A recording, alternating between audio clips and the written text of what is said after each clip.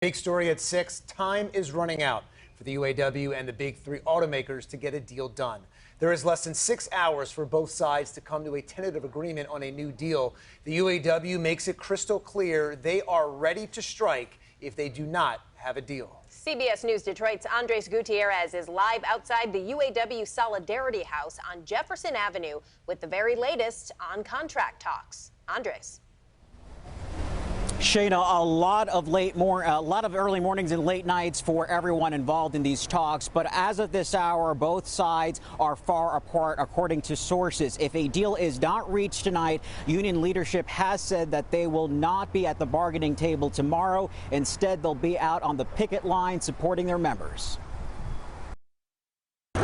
Like the rest of us, Governor Gretchen Whitmer is waiting to see if the UAW and the Detroit Three can avoid a strike of historic proportions. It's important that workers have a good contract, but also critical that the big three can continue doing the work that they're doing, because it's an important inflection point right now in this industry and in our state. The union is now demanding a 30% pay increase, down from the 46% they were initially looking to get. But Ford, GM, and Stellantis have offered about half that amount. Just as we have approached our negotiations differently than we have in the past, we are preparing to strike these companies in a way they've never seen before. If a deal isn't reached by 11:59 p.m., the union plans to roll out what they're calling a stand-up strike that would target all three automakers.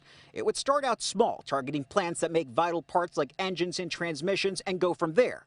It's a tactic UAW President Shawn Fain said will keep companies guessing as to where and when the next local will walk out.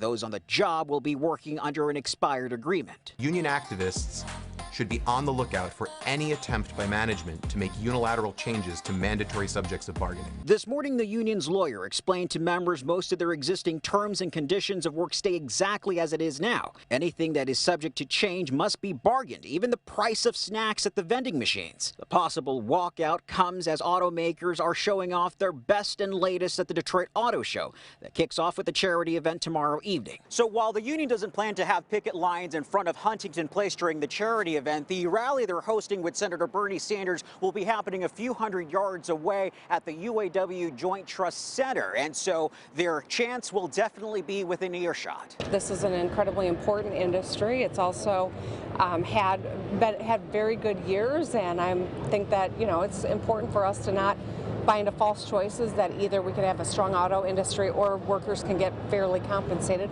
We can and must do both, and that's why I'm hopeful that they'll stay at the table and get a contract done. And because of that, all eyes will be on Detroit tonight because, again, this could change the history of organized labor in our country. The president of the UAW will be speaking 10 o'clock on a Facebook Live. He'll then point out which plants will strike if no deal is reached then.